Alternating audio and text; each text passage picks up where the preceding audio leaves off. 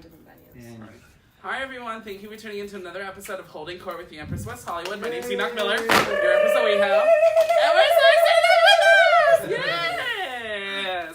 We're getting that send-off from our amazing guest, Miss Niki Black! Hi, Dos! Eid Mubarak, happy Persian New Year, spring equinox. I did not know that was on the spring equinox, which is amazing. Everything And aligns. It does, right up the twat. Right at the soul.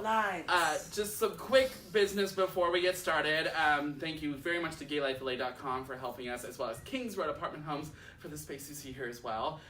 Anyone who hasn't known already, this weekend is the LA Marathon. It is Sunday, March 24th. It's gonna be starting at like 6:30 in the morning, so it is early as hell. So make sure you go on to WeHoville.com and check out all the details on street closures and when those are going to be happening, because it takes up from downtown all the way to Santa Monica. So it gets blocked off for a long time. So make sure you go to see what times the street closure is going to be open and closing, so that way you can plan your route on your Sunday fun day around all the bullshit. So make sure you don't hit any runners. But without further ado, my amazing guest Niki Black is here with us today. We're so excited! And she's looking sunfish flamingly elegant. Thank you so much. Laganja, Merci. Estranja, Oh, hey, Laganja. Laganja, that's my friend. Hey, Laganja. And again, this top is, like, I know the jacket's singing, but this top is gorgeous. This little number that's got a little chain mail that realness. jacket's kind of shedding, so I will take it off. But we have the entrance. Exactly. Which is what matters. Yeah, we got the impact. That's all it is. Yeah, she's Harry Potter. She is Harry Potter. Harry Potter. So we are so excited to have you, Niki, here with us. Thank you so much. I love you so much. So you are just like, I mean, such an interesting individual. Not just the fact that you are both Iranian, you're both white, you are both a musician, you are part of the queer community Jewish as well. Jewish. Look at this nose, isn't it fat? Not fat. I think it's just pleasantly. It's fair. It's not fake. It's not fake. Yeah. Don't ask me about anything else though. Her nose is the only thing that's originally her age. The rest is about 12 years old. I praise him. But I really love the fact that you are an LA native, born and raised here in Los Angeles. WeHo right here. Literally, since I was a baby, I was on the rainbow sidewalks. Which is amazing. You know, I have vivid memories being like 7, and my mom's like, these gays, they're so good looking. Why are they so much better? Then she's like, I hate, and I would be like, Mom, let them be gay. Like, why are you so mad? And now I get it, because every fucking pretty man in LA is a mo. Yeah, he's a mo. They all are. And I love it, and I party with you, and you still want to kiss me, but we can never really get to the place that I want to. No, unless you're my ex-boyfriend and you're in the closet and I help you find yourself, and now you have an OnlyFans. With your boyfriend who looks like your twin. True facts. Oh, and that's what happens with a lot of them. They end up like no, looking really. like So that is what growing up in LA does as well. It gives you a perspective of reality and not being jaded, because a lot of people come here and I have a grounding. Like, I'm grounded here and I have a culture. The Persian culture of LA is ubiquitous. There's a Persian square. Yeah. My family is huge. So what, like, as I do want to bring that up, because it is a really big, I mean, it's a big half of your entire identity of who you are genetically. I'd say it's the most. Okay. Because it's the most influence. Okay, and for you, what do you have, like, when you meet someone that's Persian here, that's lived here in LA, compared to when you meet someone that is from Iran, that has come over here, what is the distinction for you? Obviously, I mean, being an LA native, you've kind of grown up with that kind of culture here in LA, but when you meet someone that's from across the pond and comes over here, what's the distinction between those two types of identity? So it's such a tricky conversation right now because of the travel ban. Right. And that's my best friend in LA. She lives in WeHo on Sweetser. She's been going to school for 6 years. She has to leave to Canada because of the travel ban. They closed her bank accounts. All she wants is to stay here. Right. You know, this is her home, and she has to leave. So I can't react to that without bringing that up, because it's so painful to talk about. And thankfully, Canada is open right now, and Trudeau is chill with the Persians and doesn't see us as ugly terrorists. So she's probably going to move there. Okay. You don't meet a lot of Iranians right now because you can't really travel here. That's a really real. big point to bring up because that's such a big issue because immigrants now are being so attacked. Yeah, you can't even come. Yeah, you can't. Exactly. And so how does that affect you and again your family and then everything that happens with you and what you guys receive? I mean, do you still have family that are in Iran and that can't come visit and everything like that? So the story with us is we are Jewish Persians, Okay. which, as you know, the Islamic Revolution is what changed the whole territory and the whole reality of Iran in the 1970s when the Shah fell. And the Shah was good with the Jewish people, Shah Pahlavi. There was a lot of corruption, but what government doesn't at this point? Oh, yeah. But it became extreme and there was rebellion and it went so haywire that it became an extremist state where still to this day, women have an obligatory hijab. Right. You can't dance in the street. You can't show your hair. Right. You can't. Right. You can't. If I was in Iran as a young woman, I couldn't sing. I couldn't perform for people. Well, you couldn't be able to just even wear what you were wearing. Right. You, There's would so be much, so and I think about restricted. that every day because I don't take that for granted. Even if our country's not perfect right now, we are still granted so many liberties. But I'm still fighting because at the same time, my people aren't allowed. Right. So I have that in my head, the notion that 30 years ago. If what was happening now was happening back then, I wouldn't be born. My mom wouldn't be here. My whole family actually came over. Right. My mom came for college to Immaculate Heart, which was still a high school, but not a college, and which is a Catholic. So a lot of times, Jewish people would go to Catholic school for the education. And then her whole family came over because shit was going bad. Right. We still have so much property there, so much, apartments, a lot of stuff that we had to leave behind. But thankfully, we didn't come like most typical immigrants and, I'm very like grateful for, but at the same time, we did leave a lot behind. And but they were rebuilt because Iranians are all about education. Like, they have the highest college, transfer rate, like the highest amount of students out of country, like is usually Iranians. Like we're in NASA, really they're very, very intelligent people that are just being let out, like just not allowed here right now. And it's based on a stereotype that really is not true for the vast majority of all Persian people, and it's not at all. It's a very select, small group that have ruined it basically for everyone. I feel like it's saying like, hey, you can't come here because Trump's your president. Right. It's like, I don't want to be associated with that. That's not who I am. That's where I'm living. So it's very similar to that. Yeah, no, I can totally see that. And again, they also have another really interesting dynamic. Your father is a Chicago native, born and raised here in the U.S. Yeah. And then obviously meeting your mother. What is that like having that kind of, having still the heritage and everything with both sides of the family? How does that, like the dynamic in your own household, how do you kind of have both your father's traditions and then your mother's traditions also being very steeped in tradition through Iran? How does that work with the two? So have you ever seen my big fat Greek wedding? Yes. Honestly, that's like very... I really like that. Very that's so cool. Cool. It's very that, and my dad was like this. My dad even kind of looks like that guy. Okay.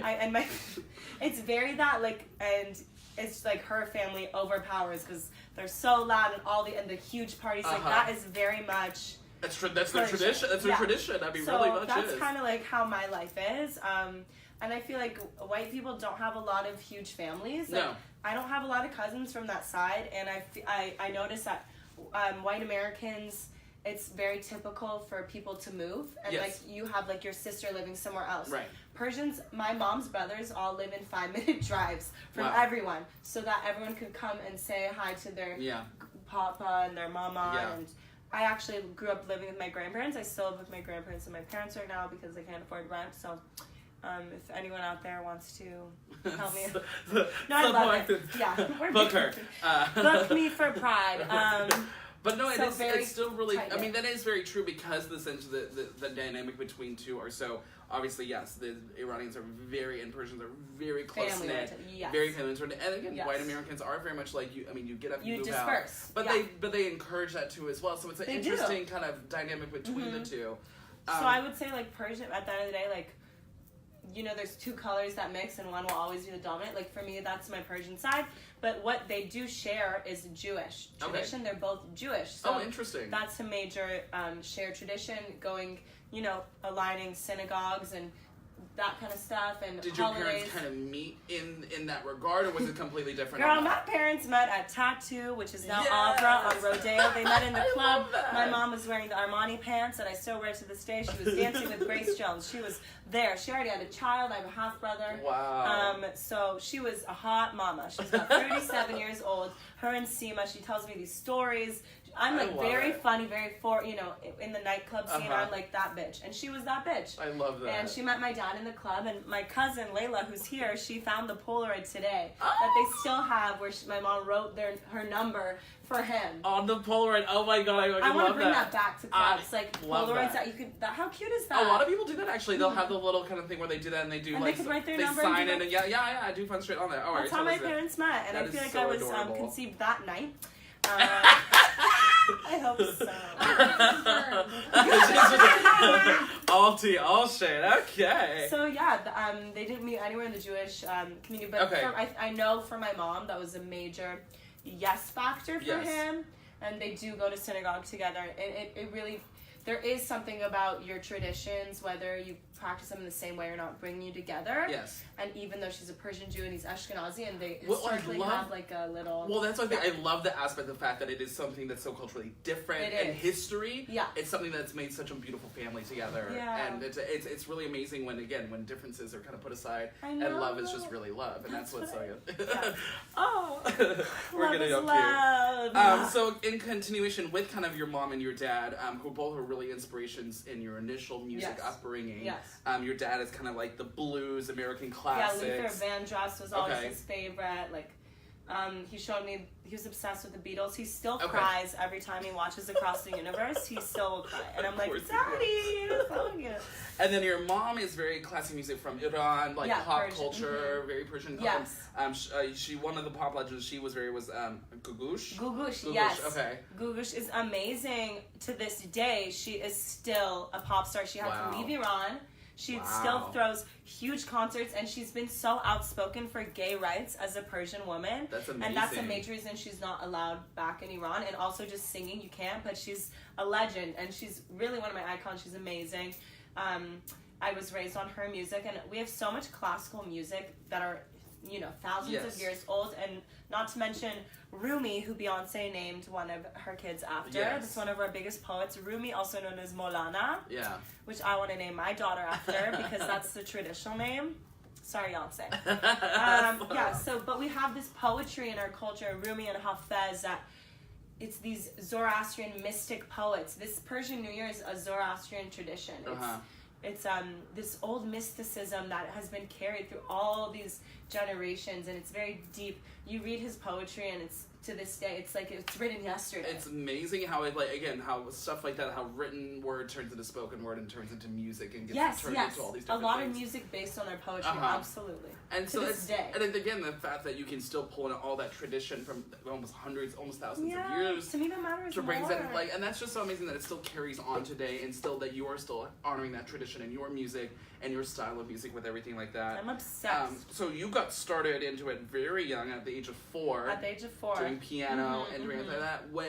Was that kind of a little bit like, I want to do this, or was it kind of pushed into it a little? No, that's the thing. My grandma had bought me a piano when I was young, and no one expected me to play at 4. And I was always at the piano, and I was actually had to convince this piano teacher to take me because she was saying that's too young. She's not going to focus. That is very young for a student. Her name's Naira. She's still teaching Naira Muradian. Because most of the time they'll start you at like 7, 8 o'clock, like 7, 8. Like that's like that age is but like I was usually obsessed. Wow. And then she was like, "Oh wow, she's different." That's really impressive. Right. And then so you've been taking lessons. And then you started doing vocal lessons at 13. Yeah, 13. And then at Colburn, across from Disney Hall, which is like a huge deal now. That's a gorgeous place over there. Yeah. That's a really, holy crap. And then here comes the strict. Yeah, and this is, I want to acknowledge, like, this is such a privileged thing and experience that I had being able to take these vocal lessons. And, my dad who would drive me to downtown every Saturday. Wow. And, like, there was, it was a lot. And to keep that and practice so many hours, but it really is a privilege to get a music education like that. Especially the dedication you, as a young woman, going and doing stuff like that, you don't say, again 4 to 13 to like being that committed to go and like being willing to go and do that. You don't see a lot of young individuals being able and willing. It was really hard. And again, it's paying off right now. And being in high school. And being, oh god. And I went to Marlboro, which is the school that all the college scandals, the whole college scandals is based on people from my high school, which I do love very much. And this is, no one really knew. Like, the daughters didn't know. But I just want to say, that is to say that it was a very, very difficult high school. It was very academic, and I was always music. The faculty tried to convince me to go to LACSA, the performing arts school, like 10 times. And my parents were like, no, you are not going. And I actually wanted to, but my parents were like, no, you are smart.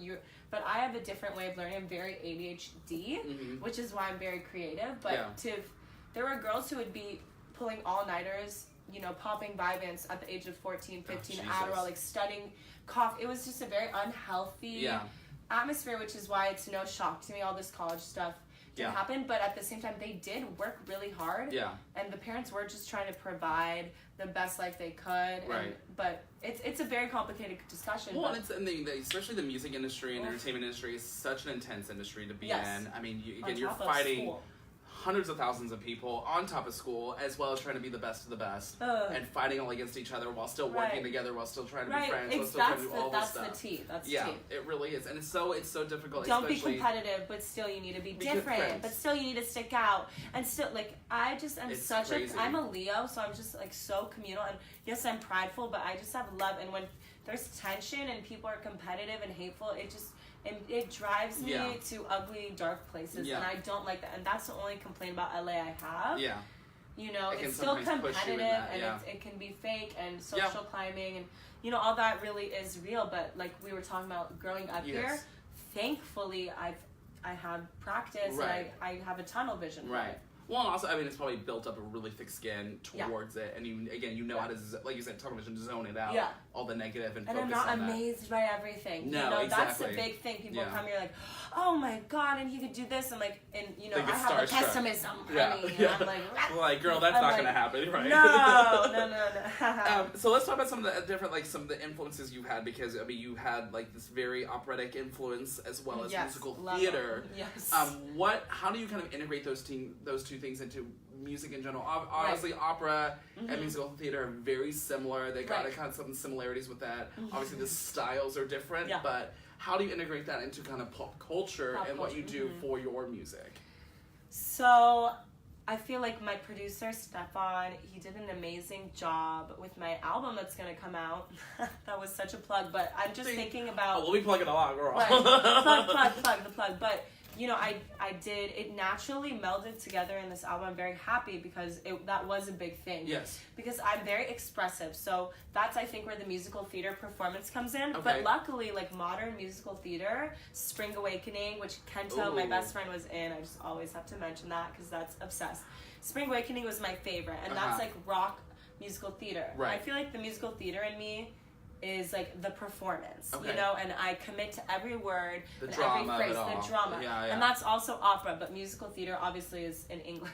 Well, but also, I mean, opera is sad. Well, and that's the thing, I would say opera is very intense. It is sad, very romantic. just like, it's just in your face and bold, and it's just like, I'm not gonna say loud, I mean, it is loud, but it's like, exactly. It's like, but I love that, like, it's very archetype raw. Too of the prima donna. I love that archetype too, and I think the prima donna is just the modern day pop star. Yeah, so I see that, very much so. So, but musical theater, I'm still obsessed with. I mean, Hamilton is still one of the biggest cultural phenomenons. Right? You see musical theater coming in hot. Chicago is still.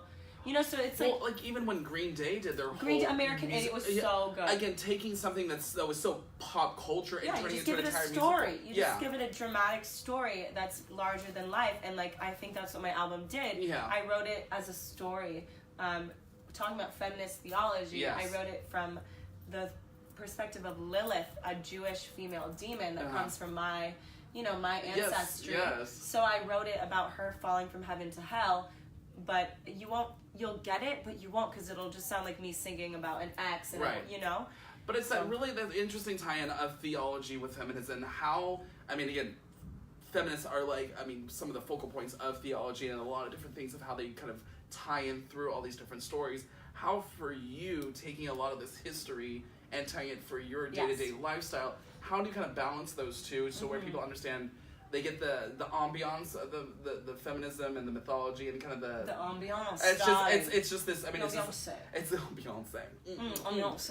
But I mean, it's really the flavor to again who you are as an individual. Yes. How do you kind of tie those two together so where they get both and hear really the holistically that is you and your identity and your story and life. Oh, like popping through. Yeah. So I think that's a very hard balance to reach, but I look to the past to relate me to the present. Gotcha. And that's really that's good. what studying history is. I mean, Beyonce said in Lemonade, the past and the present merged.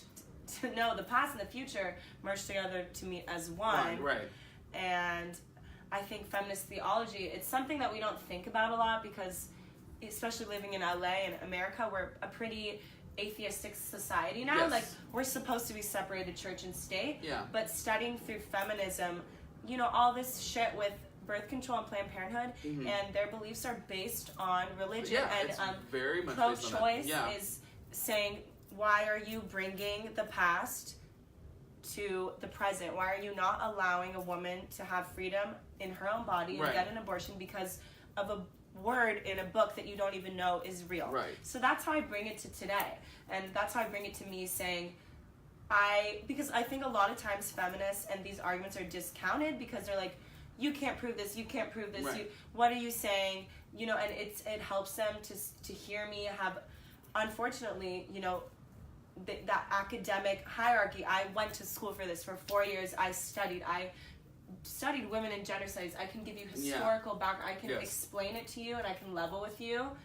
And at the same time, I have my personality, which is pretty fire to be like, well, you're studying from a holy book that you don't even know is real. Right. Like, you don't even, why are you to tell me that heaven, I'm going to hell, that there's a heaven? Like, why, how do you know? Like, prove it to me. Right. I know that I can get pregnant and I can get rid of it if I don't want it. Yeah. And you're telling me I'm going to go to hell for that? How do you know? Well, and that's the thing, too, is that's it's my really, personality. and it really, but the thing is, that's really true. I mean, they're taking an old ideology that's based on, like I said, a book that's based on someone's point of view. And who is it? And again, exactly. And it's first of all, there's some like crazy. Oh, well, there's versions on ton versions of versions. Yeah, and that's where they caught us up. Until eventually, it's in our government. Exactly. And eventually, Donald Trump wins because people want him to get rid of the Planned Parenthood. Like, it's real, ladies and gentlemen. And that's the thing too. It's real. And again, people always take Planned Parenthood as such a all they do is abortions. I mean, it is so much more than that. I mean, again, and not even just that. When someone comes in there for an abortion, they go through an entire process of saying, we want to make sure you understand what you're going through. We want to make sure you know this is what's going to happen. They walk them through everything and give them counseling and are there for them. And if the end result is they want to abort the baby, yes, they are there for that. But if they end up saying, you know what, they're there whatever the woman decides. They are just there to help. Yeah.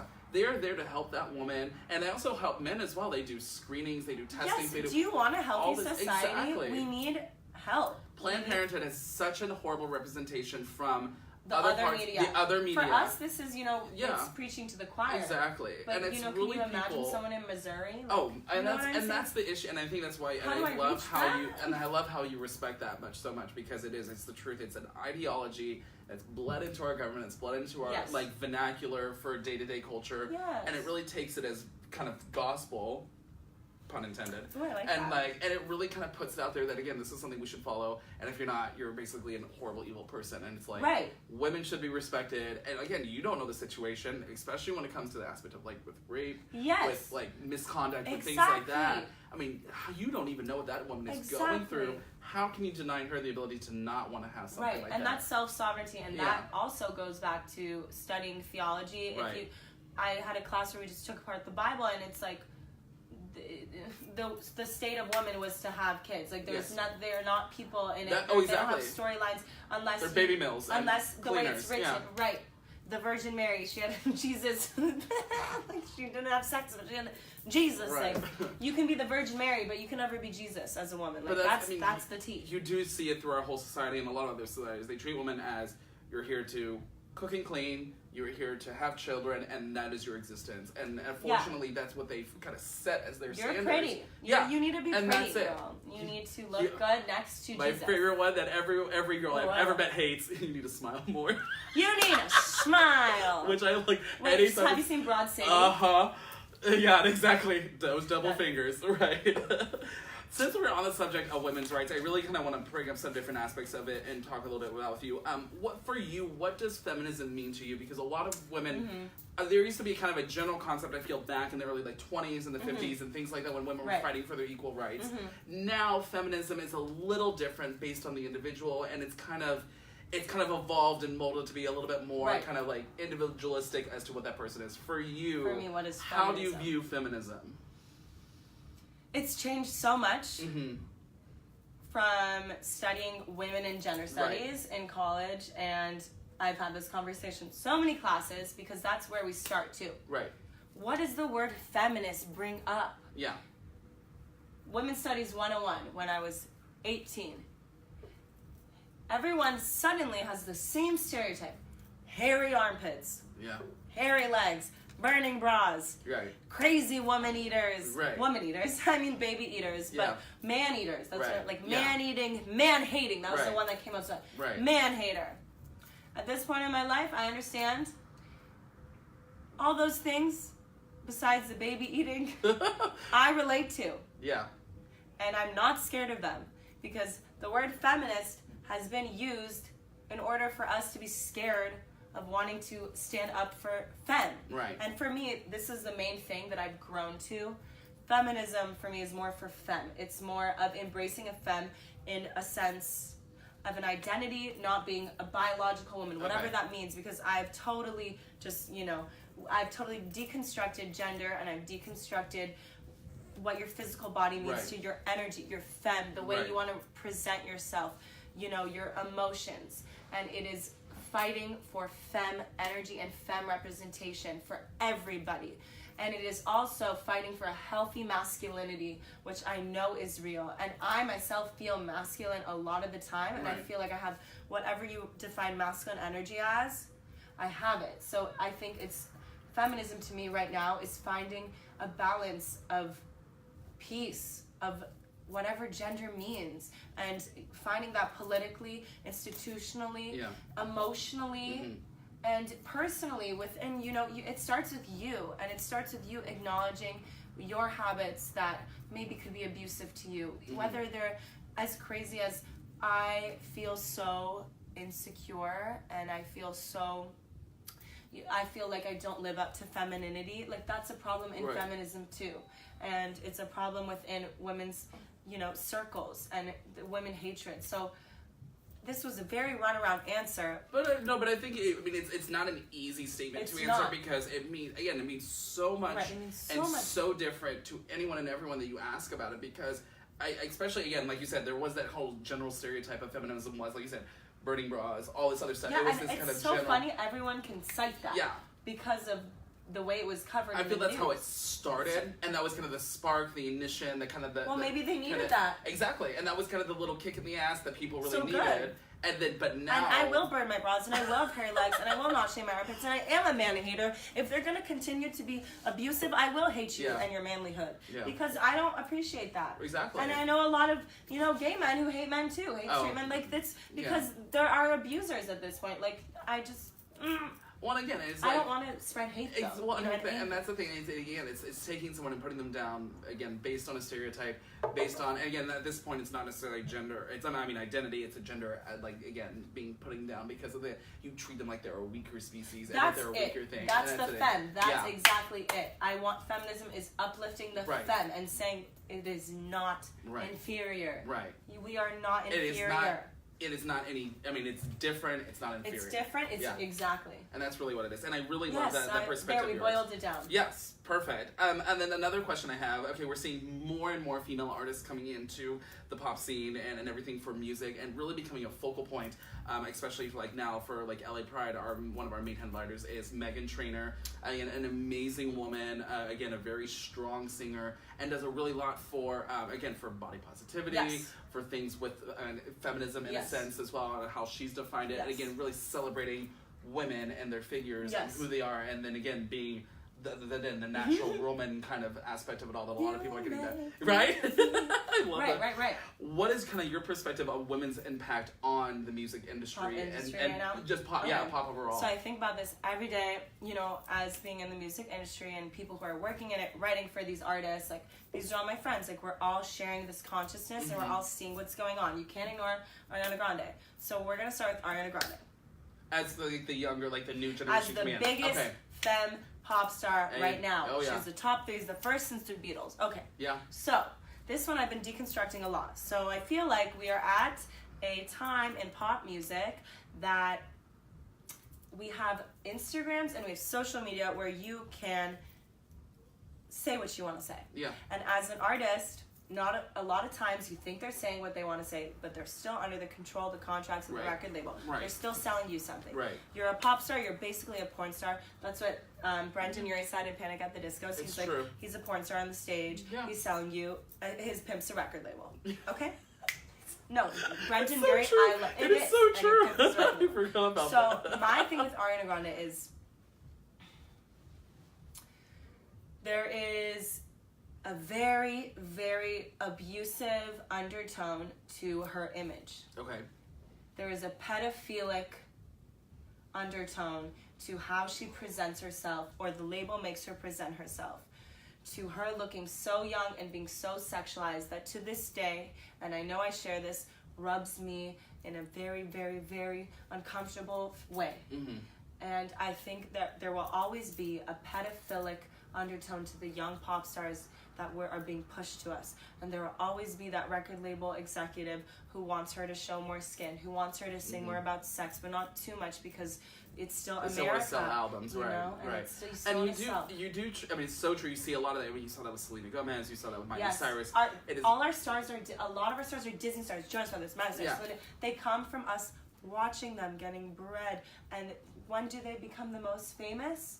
Right, is when they transition. Their nudes leak. Yeah. When they're the bad girl. So that is the age-old from theology, the virgin and the whore. And pop music is literally juicing that dichotomy to this day. Ariana Grande is my #1 example of the virgin and the whore complex. She plays with it and she knows and she winks at you when she's doing it and she says, I see it, I want it, I got it. And the message is confusing and it's conflicting. Yeah. And I'm just sitting here like, I love this song and it's a witch song. It's like incantation. Yeah. But I'm so concerned for her and her image. And did she choose this? I thought that very much when she did God as a Woman, because the visualization, I mean, the content was very mature, was very what you would want from a female artist. One. But that was it. And then the other ones aren't like that. Oh yeah, but that was just the content. Then you get the visualization of the video, and it's very sexual. It's very explicit. I mean, the whole legs spread above her as she's singing. I mean, it's just like it throws this kind of like, it takes something that's very... So what are you saying, Yeah, right? exactly. It's a mixed message, like you're saying. It's really taking, again, empowerment and saying that, hey, this really amazing message that says, hey, God is a woman, that like, hey... People are singing God is woman, and for me, I'm like, yes! Because that was the main thing of feminist theology, too. As long as God is male, male is God. Right. To say God is a woman freaks people out. Exactly. So I respect her forever for doing God as a woman, but then I'm like thinking, maybe she had to do that. Maybe she had to make it sexual in order to get that message out that she truly believes God is a woman. Yeah. But maybe she had to do that by putting, like, kind of sacrificing her sexuality. Yeah. Because it is really, she's saying, I'll make you feel like God is a woman because I'm going to fuck you so good. Right. That's literally what she's saying. But at the same time, is she saying that so all of us say God is a woman? I don't know. It's driving me nuts to this day. But it's a great, honestly, like, conversation to have. Again, what we're seeing now in pop culture for women, and kind of, like you said, the overtly sexualization of them in order that they have to be this sexual. I mean, you see it so much with Rihanna, with Christina, with Britney, with all these artists. And it's not like you have to, but I think you get in the trap when they do. You see that you're going to make the money. You're going to be everywhere. Yeah. Like, that's what happens. And that's what's sad. You know what rhymes with sex? Everything. that's the thing. That's what's so sad. And it's, again, it's because sex sells. However, again, we're putting women in this box of you have to be a whore in order to sell. Yeah, but you're a whore and no one respects you. Yeah. And then Kim Kardashian is our other #1 bajillionaire icon, and she came to be through her sex tape. Yeah. And so just carry that. Just, whatever that means to you, it means something, because that's real. Yeah. And that's how it happens. And it's a big deal, and it's a big issue. And then kind of on the flip side then, where do you find it really hard to be taken seriously in this industry as a woman, as, again, a queer woman, right.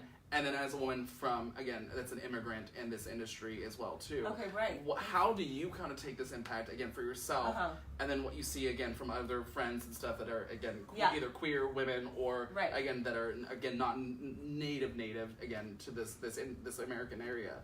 So I think all of these identities give me power. Yes. And they give me true creativity, and they give me a platform to say and make music that people won't say because it's not conventional and you're not encouraged to. Right. So in that same vein,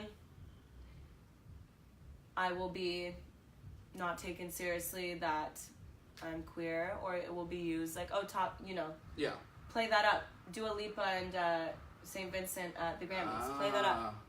Tease. Like, everyone wants to see lesbian sex. There's that's a huge dichotomy too. I always like to bring up.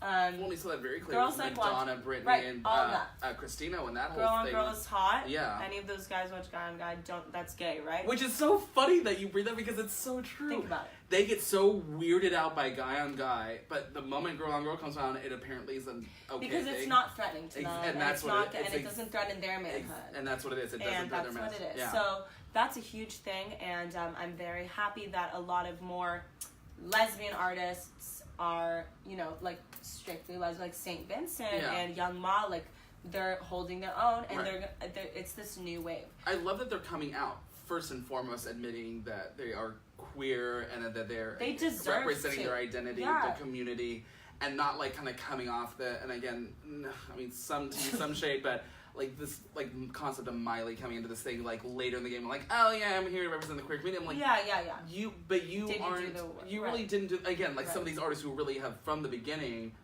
busting their balls, right, going and saying, I'm gonna choose to stick to my guns and be who I am and put that all on the line, take it or leave it, this is who I am. Yeah, which a lot of people could be discouraged. I think the main thing to record labels and becoming a pop star is, it's not, are you the best, are you the most talented, are you the most beautiful, can you dance best, can you sing the best? It's, can we mold you to what we want you to be as a product? Can we do that?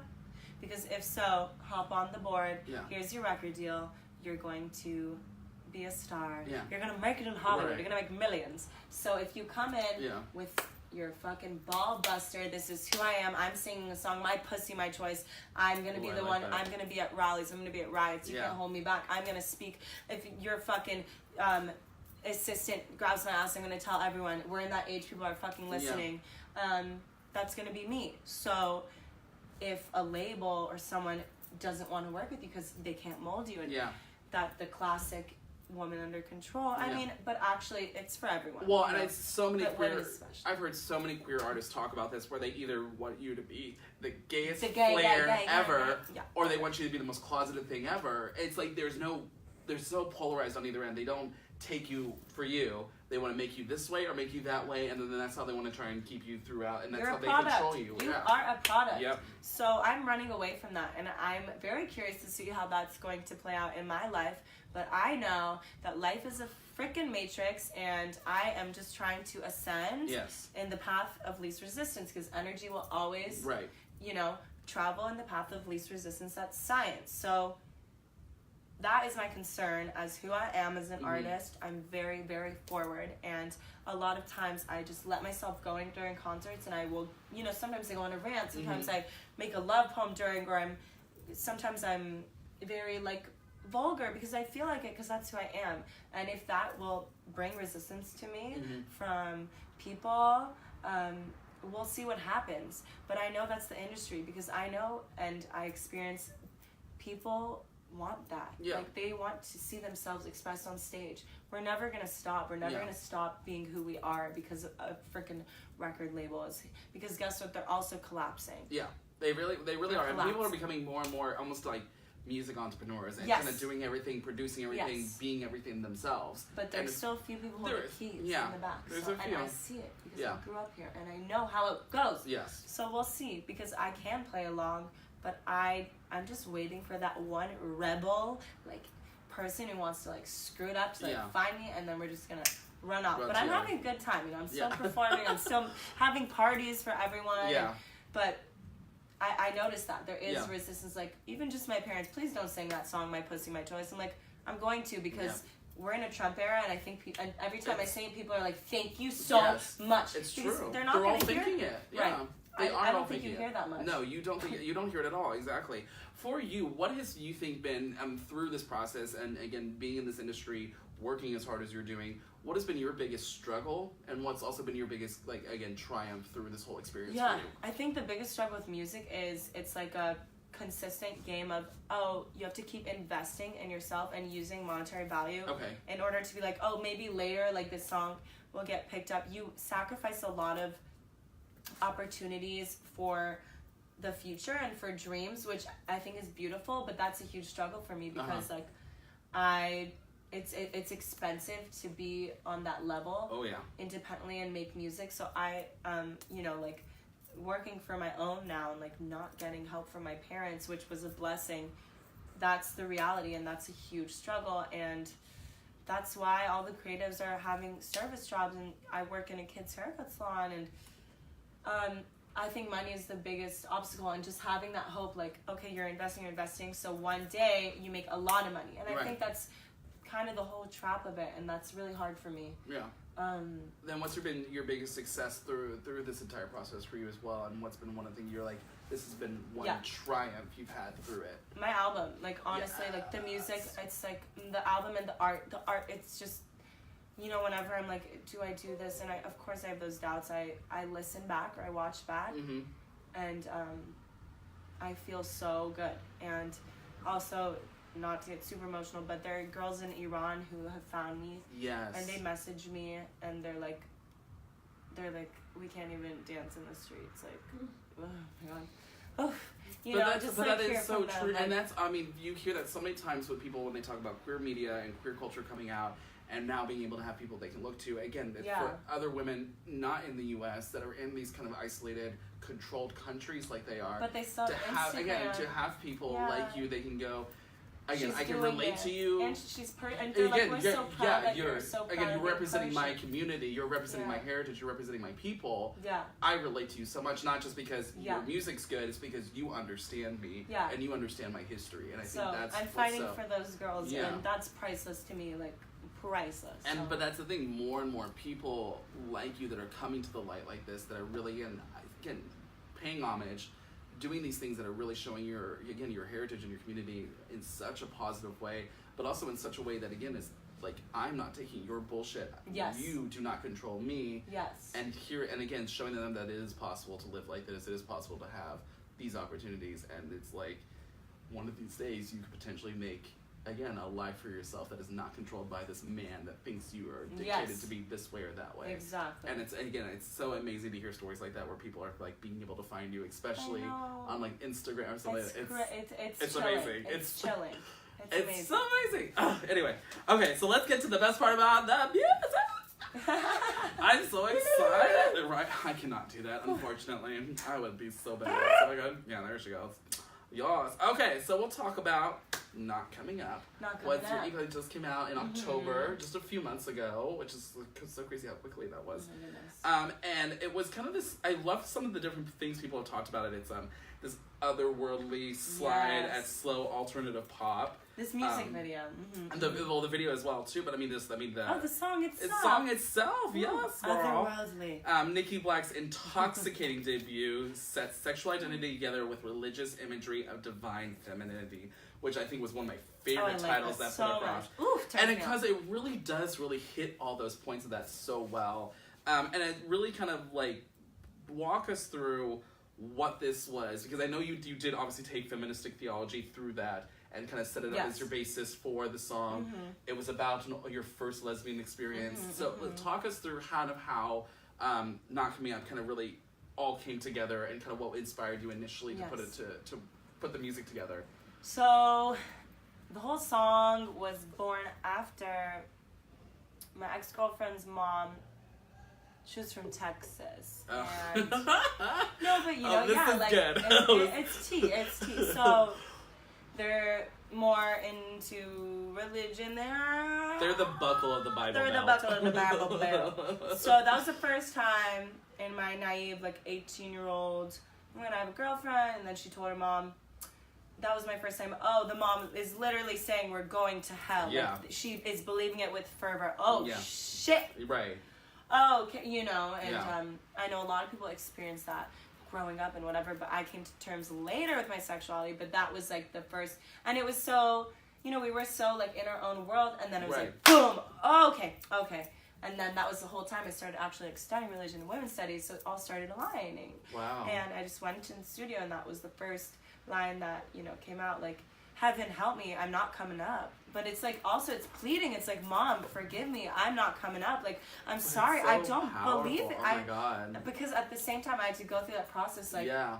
because it hurts too. I'm not going to pretend it doesn't hurt. Oh, no, totally. And it even, you know, from my side of the family, it's like, sorry, like, I'm not, like, this innocent little perfect girl who's going to get, you know, married to a man and have 2 kids and a white picket fence. Like, right. Mama, forgive me, but I'm not coming up, and, you know, but I'm not going to stop. But that's so, I mean, but I love, and again, especially people from, again, very traditional families, very traditional heritages, I mean, Hispanic background, dad's a pastor, things like that. I mean, Wow. we hit those, I mean, there was very few people who don't understand that this is a big component of a lot of people's, again, coming out stories, but first instance, Maybe they don't come out. No, exactly. Because of it. I got put back in the closet because of it, and it was Yeah. like, I mean, spent till I was 22. Yeah. So, I mean, a lot of people hit these things where it's like, they get kind of shell-shocked in the sense of, like, it kind of throws them backward, Right. and their throw backward is like, Right. let me just regress a little bit, Right. conform, fit back in, make them love me again, because obviously you don't want your parents not to love you. And that's and it's becomes a cycle of just, like, That's tearing exactly you it. down, and you just get sucked back in. Because you're sorry. Because Oh, yeah, you feel horrible. You're sorry. Yeah. And then you have to realize, why am I sorry Right. for who I am? Exactly. Because you're believing that heaven is real. What?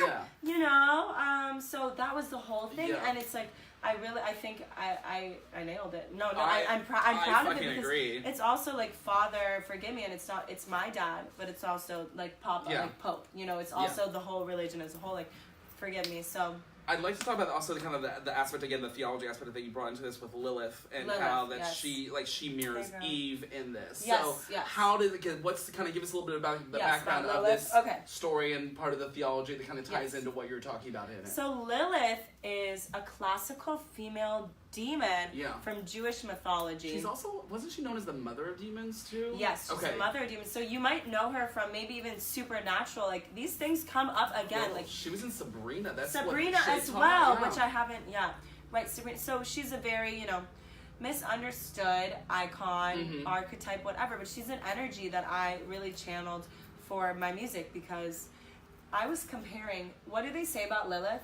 She's a baby-eating, hairy man-hater. What does that sound to you? Feminist!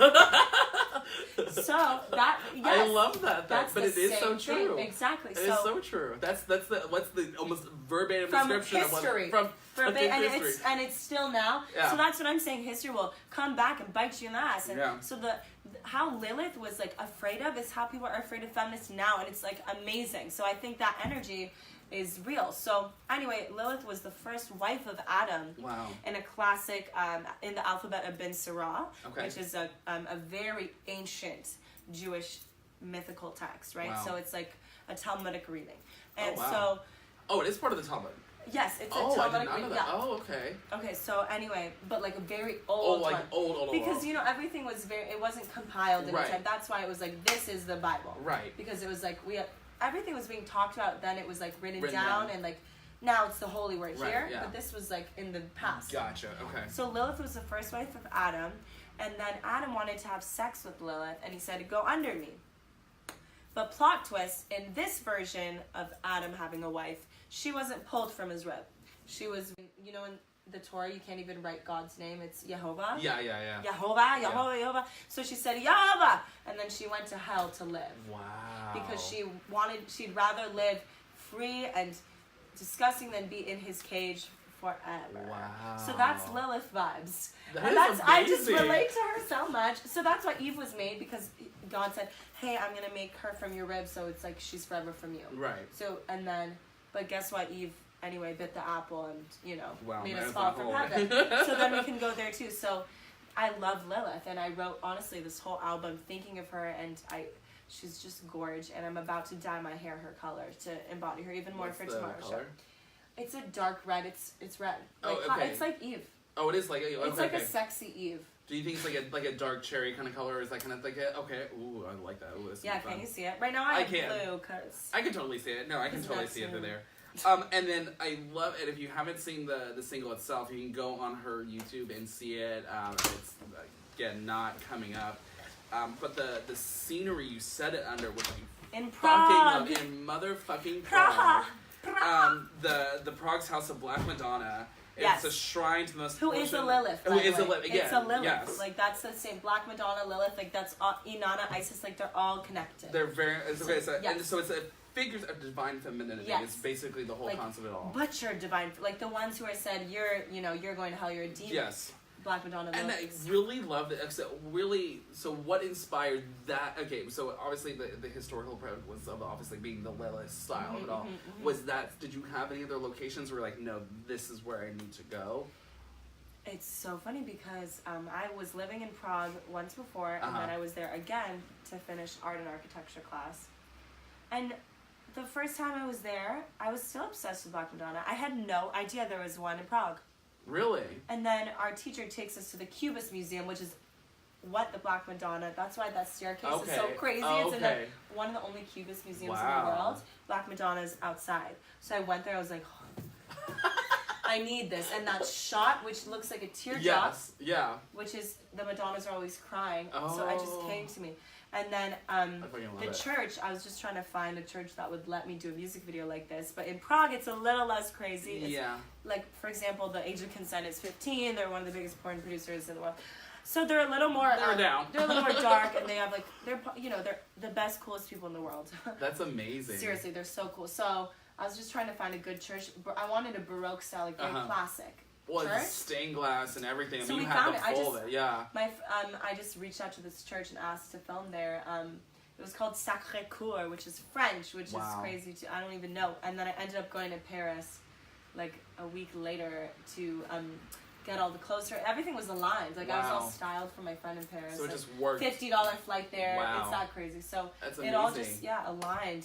But that church is it's not a very old church, but they made it in the style of an old church, which I kind of like even better because that's the whole theme of the new trying to look like the old and like repeat it. Yeah. So I think that worked beautifully. Well, and I think it was also the simplicity of it all that it was just, it's again just you, the dancer you have in there that represents that temptation. Walking to, you don't know what I'm walking towards in the church. Am I walking to be damned?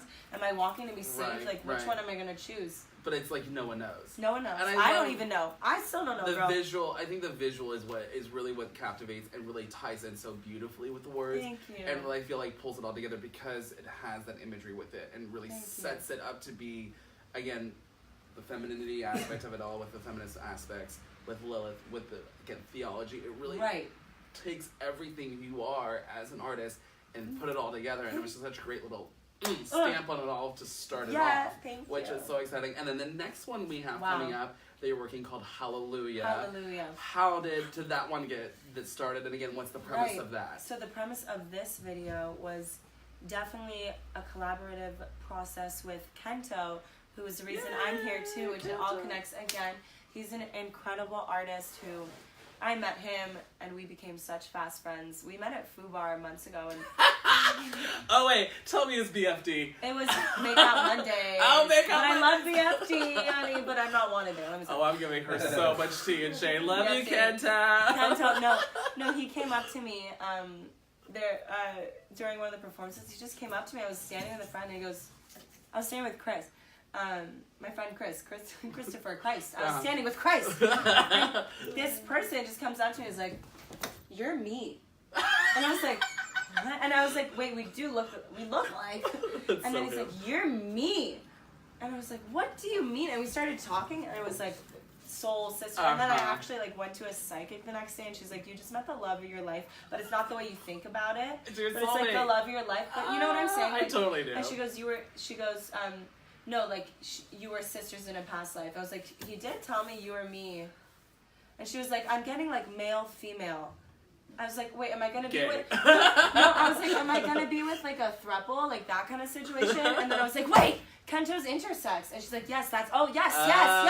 There you go. And I was like, no way. And she goes, you're in this life together to create and, like, make art together. And he's going to help you so much with your career. So I called him the next day. I was like, will you do my music video for Hallelujah?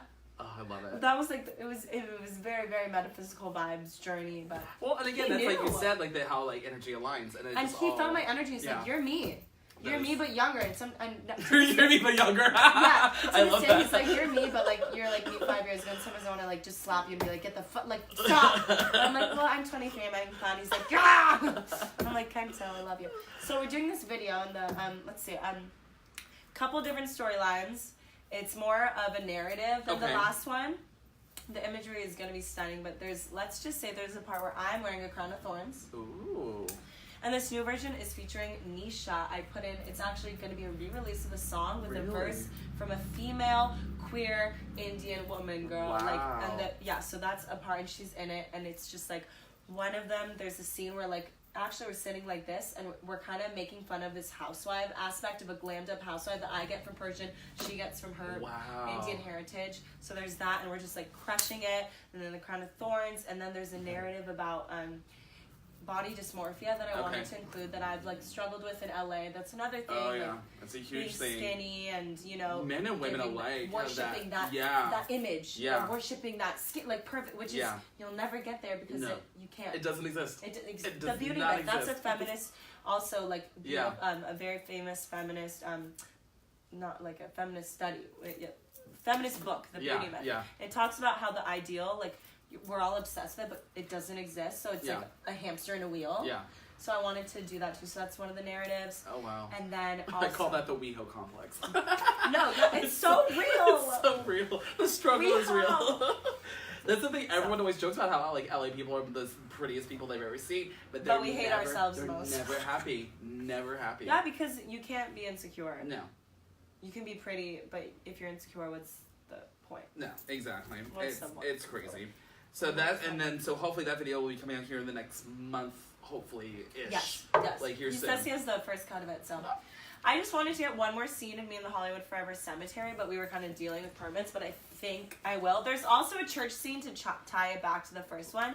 This time was in Orange, and I went to Chapman, and it was the Chapel of Orange. Oh, wow. Keep this on the low key, because I said I was like a student filming, but... There is me, it's me, just have them don't watch this video. Right, no, it's not, I don't think they follow me, but I did get sued by a church I did a video in LA to take it down, so, because she followed me on Instagram, smart girl. Anyway, but there is a scene to tie it back to my first video, and this time I'm wearing a black and white gown. It kind of looks like a gothic wedding dress, so it's me and this notion of marriage. Okay. And because, once again, theology, like, what is marriage? Right. What is, and me... saying, I have this conversation with parents, like, hey, I might not get married at all. I might marry a woman. Like, I just want you to know, like, for your future, please don't, like, in Persian community, I have friends, I have friends who are, please don't, like, give me, like, here's Brian, like, he's from a good family. Like, that could happen to me easily. Yeah, arranged marriage kind of thing. It still happens. It's real. And, like, sometimes it works for people, like, congratulations, but for me, I'm not that girl, so... That's a lot of that video too. Okay. The church and me walking to the altar. Okay. But I'm, with a veil, and it's like the death of marriage to me. And what do you hope with this? Because I mean, you're working on this album with everything coming up with it. What do you hope the overall theme running through this? I mean, obviously with what you have not coming up and Hallelujah being more of this kind of, again, the tie-ins with religion, the tie-ins with women and femininity. How do you hope to tie in the rest of the album and kind of give a specific theme, and what might that look like through all your music? I'll tell you right now. So I lived in Florence also last year for a month, and I was obsessed with Dante. Oh, I like this dark stuff because he was the first person to write about hell in a way that's become... It's still to this day, we know hell, purgatory, paradise, right? Yeah. We know seven rings of hell. That's all from Dante. Oh, all of it. And I mimicked him. And I like that. each song follows me down a level of hell till you reach oblivion, and then the last song on the album is not coming up. That's like my exit. So it actually is very structured, and it was one of the most amazing, insane experiences writing. So it's like the track list is Paradise. That's Adam and Eve. Like, and the songs, my like love songs. Right. So innocent, Paradise. And it's like, hey, Mr. Brightside, separate the darkness from the light. I feel so pure, like nothing's hurt before.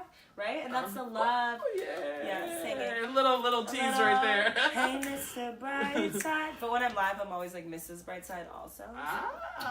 So you start in Paradise. Okay. And then it goes down level. The next one is The Other Man. Okay. So that's Eve eating the apple. Okay. But in my life, that's me wanting the other man. That's you wanting, hey, I have like you have everyone has this. And that's the thing. Like, these stories are real. Like, you have the Adam, this boring guy, but he's nice, right? Yes. And you're going to get tempted by Hottie over there, right? And you're going to want the other man, girl. Right. And so that's all. My cousin's funny at herself. I'm like, see, she knows. Like, Lonnie's in the know. Like, so that song is like sexy, and it's that thing. So first you're there, and you know, and you fall to temptation. I really like that. And then you're going to fall, the next song's ego. And that's when you're like, fuck it all. Like, I could do, you know, and then, because Adam will probably get mad at you. Like, you're going to have a breakup, and then you're going to go through the breakup with Adam, and that Hallelujah is like letting go. Got it. Okay. And then there's even a song called Purgatory. Oh, I like it. So basically from Paradise to Oblivion. Like, literally, like, I love classic this. archetype. That is real. Oh, that's and they're not coming up. So you've heard two of them already. It's exciting. So I've heard the middle and the end. I need to hear the beginning. Yes. So she did it ass backwards, which I love. I love actually starting. Mysterious. I like it starting though because I literally started the it sets the tone. As above, so below. Yeah, I really do like that because it really sets the tone for it and really kind of gives people. Because I wanted to start with the darkness. But that's, really, the conclusion, really what you have in there gives a really holistic look as to what the whole album will be anyway. I think so. I really think it does. Because I want people to know it's like, in the darkness there is light. And I know that's cheesy, but it's true. Because you have to embrace, if you're told that these parts of you that I like women, or that I'm not a traditional girl, and I can't have a boyfriend like for a long time. Anything, you're gay, you're queer, you're trans, like if you're told that's ugly, I want you to listen to yourself and listen to your heart and say, this darkness is my light, and this is what makes me who I am, and I'm gonna let go. I'm gonna say, fuck you, I'm not coming up. Like, I'm not listening to you. You know, and that's the whole album. It's just saying, I'm gonna acknowledge it. I love it. Oh, I was actually gonna say, what is one thing you hope people take away from this? And there it is right there. Yeah. I really do like that. And if you want to come and see her, you can see her tomorrow at the Peppermint Club at 8 o'clock. Yes. Tickets are still available online at $15 or $20 at the door. I'd say buy them Save online. your $5 because you're going to have to buy alcohol. Yeah, or I'll buy you a drink. If you actually imagine, just tell me, I'll buy you a drink. Tell her, but no, you're still buying it because you need to buy her a drink. Okay, buy me But a drink.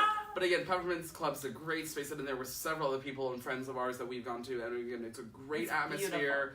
Beautiful. I mean, it's great because they also represent the queer community in such a really positive light. They embrace it. They love bringing all these different artists here that represent the queer community here. It's just so great to have that kind of energy that they do. Yeah. And again, it's stunning. It's got this cool 1920s vibe. Yeah, 2070s. 2070s. It's a very it's like Art Deco. old. It's very Art Deco. I said it looks like a porn set. Like kind a of porn star. gold. No, a porn star mansion. It looks like a Persian porn star mansion. Looks like my house. Looks like I'm moving in. Because it's all the gold. That's why it's the gold. Exactly. It's all the gold. But it is. It's so exciting. I mean, go check it out. I mean, I'm sure it's on your Facebook or Instagram, everything. Yeah, all that stuff. So it's just Instagram's my fave if you want to come Niki Black. So make sure you don't forget the Niki, 1K. Yeah, Niki. Not little Nikki. Niki Black. Black eyes. Black. Niki, like Darling Nikki, the song by Prince, which is why we have, you know, that song's why we have adult like supervision warnings on music is from that song Darling Nikki. Oh, I did not know that. I knew a girl named Nikki, I guess you could say she was a sex fiend. I met her in a hotel lobby, masturbating with a magazine. Just the tip, girl. Just the tip. I'll take a tip. Well, thank you so much, love, for being here with so us much. today. It was so much fun. This was so amazing. And really, check her out at the Niki Black across the board. And then go see her tomorrow night at the Peppermint Club, 8 o'clock. check it out. Again, $15 online, $20 at the door. And again, keep an eye on here on her Instagram for @Niki Black to see all the new videos that are be coming up here soon in the months to come, which we're so excited for. Yeah. So thank you so much for GayLifeLA.com as well as Kings Road Apartment Homes. We'll check you guys out next week. Thanks so much. Bye.